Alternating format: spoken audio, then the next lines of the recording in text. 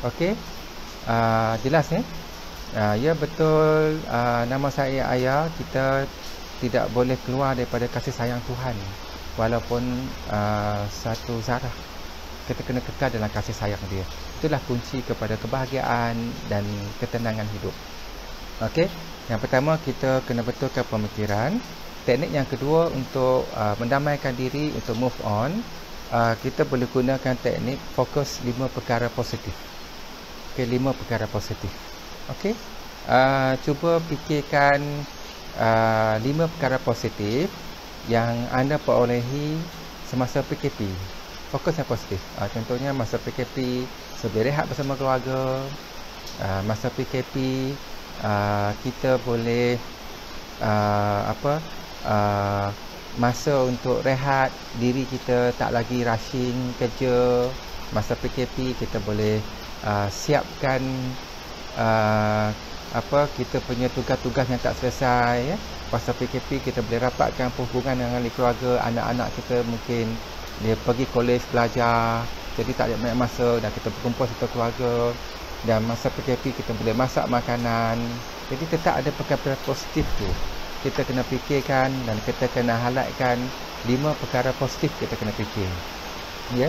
Okey, terima kasih Pak Yop Mizi ya, teman sahabat lama yang sentiasa dirindui ya, untuk bergelak ketawa ya, rindu ya, sangat-sangat begitu. InsyaAllah diizinkan Tuhan kita akan berjumpa. Okey, jadi kita kena sentiasa fokus 5 perkara positif. Anda kata timbul satu perkara negatif, cepat-cepat kita fokus pada 5 perkara positif. Sama juga macam you all tinggalkan kekasih kan, pelajar kan, kasih telah mengenanyai ya. Jadi cepat-cepat fikirkan 5 perkara positif. Yang pertama, bagus juga ditinggalkan saya sekarang daripada ditinggalkan saya lepas anak 5. Kan susah. Saya dah tahu perangai sebenar dia. Dia tak sayangkan saya, dia curang, dan jadi saya tahu perangai sebenar dia ya. Okey, yang ketiga, inilah masa saya peluang untuk tumpukan perhatian pada pelajaran ya. So yang keempat, mungkin tak lagi habis duit untuk pergi dating, boleh habiskan masa berkawan-kawan ya. Jadi yang kelima, jadi anda baru nampak bahawa ada banyak pilihan, choice, teman-teman lain, dan buka hati kepada orang lain untuk bercinta baru. Jadi kita fokus pada positif. Sebab itu tidak ada satu pun peristiwa negatif yang berlaku dalam hidup kita. Mesti ada perkara positif yang diciptakan oleh Tuhan untuk kita renung dan kita akan perolehi ya. Okey, ada apa-apa soalan yang nak tanya? Kalau nak, saya boleh jawab ya, untuk semua pelajar. Okey, jadi saya dah bagi teknik yang pertama adalah kita kena sentiasa berfikir rasional, tukar fikiran positif, negatif kepada positif. Yang kedua, teknik fokus 5 perkara positif. Dan yang ketiga ialah untuk move on, kita kena mendamaikan jiwa kita. Jadi mendamaikan perasaan kita, teknik yang paling mudah ialah kita kena memaafkan ya. Jadi anda kata macam Sally kan, pernah ditinggalkan kekasih, ataupun pernah orang marah, ataupun pelajar pernah bergaduh dengan kawan, jadi rasa orang tu mengenanyai kita, ditipu kita. Jadi awak rasa tak boleh maafkan dia, awak rasa awak geramkan dia, dan awak rasa awak tak akan maafkan dia. Dan kalau serius tu, dia akan kata, saya tak akan maafkan dia, sampai dia mati pun saya tak akan maafkan dia. Sebenarnya itulah menyebabkan awak tak boleh move on, kerana awak tidak boleh memaafkan orang lain. Sebenarnya memaafkan orang lain adalah memaafkan diri sendiri.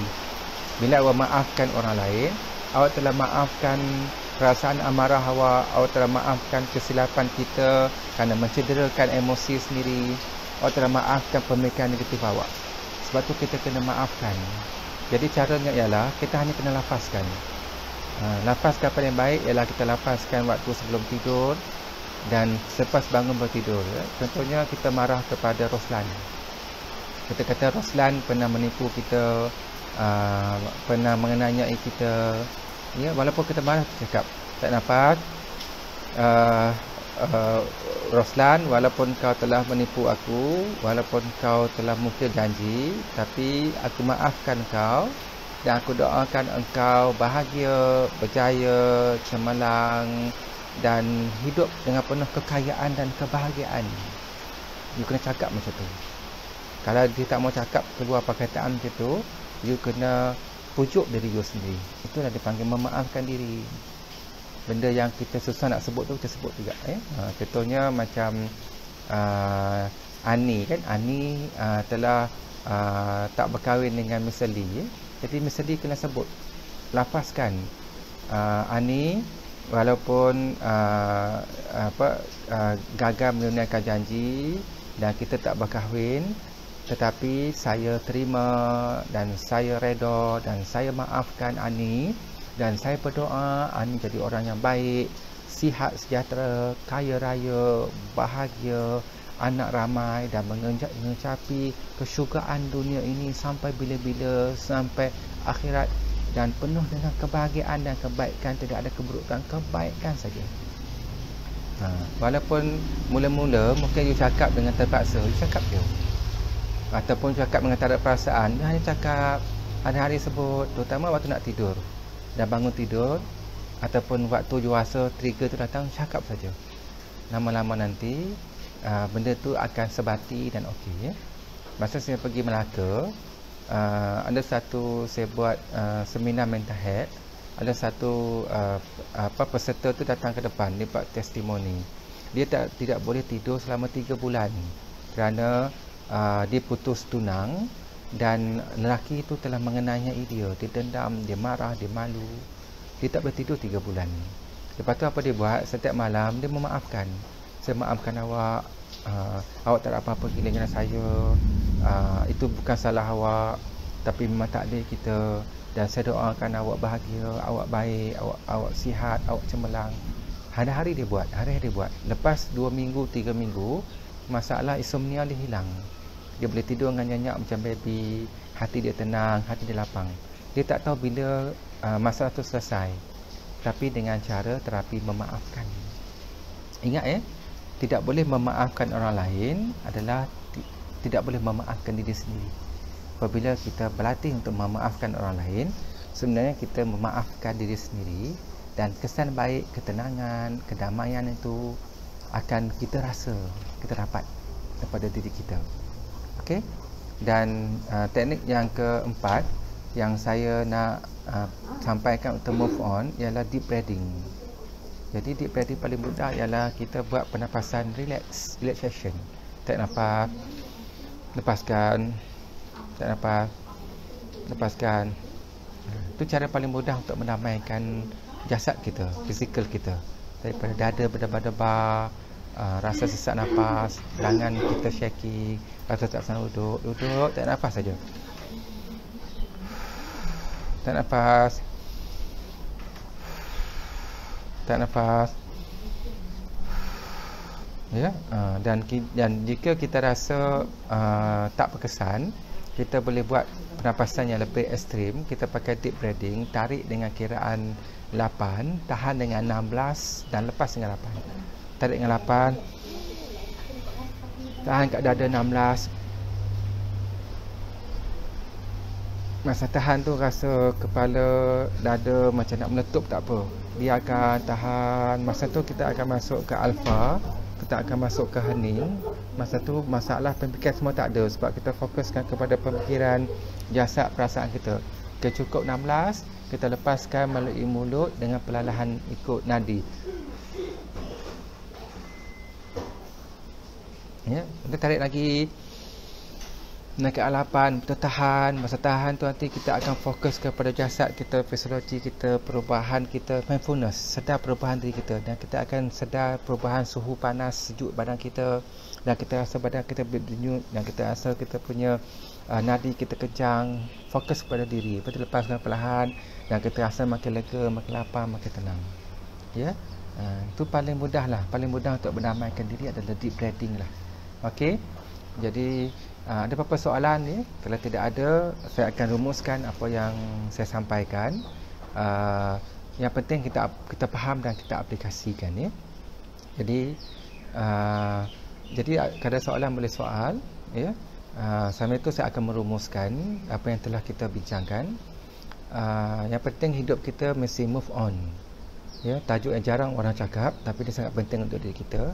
Dan kita terfaham itu apa itu dia punya move on, iaitu kita terus menjalani kehidupan, tinggalkan benda-benda silam yang menyakitkan dan sebagainya untuk menikmati hidup.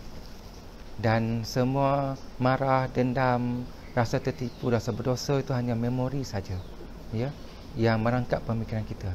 Sebab itu dalam psikologi kita tidak boleh hidup dalam keadaan dosa. Rasa berdosa, hidup dalam dosa, rasa bersalah dengan dosa, dia akan menyebabkan depression, dia menyebabkan kemurungan, menyebabkan prestasi dan konsep diri kita jatuh. Tak boleh.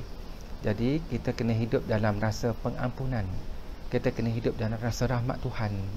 Sebab tu bila kita buat salah, contohnya kita menipu orang dan kita rasa berdosa. Bila rasa berdosa tu automatik kita rasa dimarahi, kita rasa bersalah, kita rasa perasaan kita tak tenang, kita rasa gelisah. Itu adalah rasa berdosa yang kita dapat. Lepas tu kita tenangkan diri, kita minta ampun kepada Tuhan. Wahai Tuhan, ampunkanlah saya. Lepas tu kita pun membalas buat baik balik, kita beri dia makanan, kita senyum, kita buat kebaikan, dan akhirnya kita rasa kita diampunkan dosa. Maka hidup dalam rahmat. Tuhan tu Maha Pengampun. Maha Pengampun. Maha ni maksudnya kita belum buat dosa, dia dah ampun dah. Jadi jangan hidup dalam dosa. Hidup dalam cahaya pengampunan, ya. Okey, tapi jangan buat dosa lagi, ya. Ambil pengajaran dan teruskan kehidupan, dan kita akan terus menikmati kehidupan kita.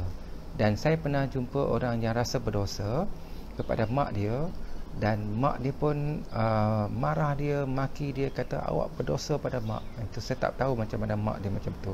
Dan akhirnya dia dapat masalah mental health yang teruk. Dia rasa sentiasa dibayangi oleh delusion, hallucination, sampai jumpa kena psikiatris dan makan ubat, ya, kerana rasa berdosa. Dan saya pernah jumpa satu pelajar UFSI yang skizofrenia, menjerit, sebagainya, ya. Bila saya tanya kenapa, dia rasa berdosa kerana dia pernah terlanjur dengan satu lelaki, dan akhirnya lelaki tu tak nak bertanggungjawab, dan dia rasa bersalah, berdosa. Ustaz tu pula kata masuk neraka, berdosa sebagainya, dan akhirnya dia dapat mental health dan skizofrenia, ya. Yang sangat teruk, ya, hanya kerana perasaan berdosa. Jadi jangan hidup dalam dosa, hidup dalam kesucian jiwa dan bertaubat daripada dosa, dan yakin bahawa Tuhan Maha ampuni dosa kita, dia Maha Pengampun. Dan teruskan kehidupan, tinggalkan semua perkara-perkara negatif, dan nikmati secawan kopi, rasai kesejukan kedinginan pagi, nikmati keindahan bunga, matahari terbit, dan akhirnya kita akan baru tersedar, oh cantiknya bunga, tak perasan ada bunga. Wah, kipas ini berpusing dengan satu irama yang sangat cantik, bunyi yang sangat indah. Dan kita baru tersedar, rupanya matahari ini terbit dengan cahayanya bersinar, dan cahaya itu boleh masuk rumah saya, dan cantiknya, ya. Jadi kita baru menikmati kehidupan kita kerana kita telah meninggalkan semua perkara negatif untuk move on, ya. Ingat, perkara yang lepas, kesilapan yang lepas, kesakitan yang lepas adalah benda lepas. Nama apa benda lepas? Jadi pas, lepaskan. Kita mati hidup balik, mati hidup balik, mati hidup balik. Benda yang lepas tak akan berubah. Benda yang telah berlaku tetap berlaku. Jadi kita hanya menikmati sini dan kini, hari ini dan saat ini. Sedar pemikiran kita, enjoy dengan idea-idea pemikiran positif, dan rasai nafas kita, dan enjoy perubahan suhu, kedinginan pagi, rasa yang segar, ya. Dan makan, nikmati, enjoy here and now. Dan banyak lagi kawan-kawan baru kita akan jumpa, makanan-makanan sedap kita akan jumpa, pengalaman-pengalaman hidup yang sangat mengujakan, yang sangat memberi motivasi yang indah. Teruskan kehidupan, jalan terus, ya. Okey, terima kasih kepada Dr. Haji Bakno memberi saya peluang untuk berkongsi ilmu Tuhan, ya, yang sangat indah. Dan semoga sampai pada semua.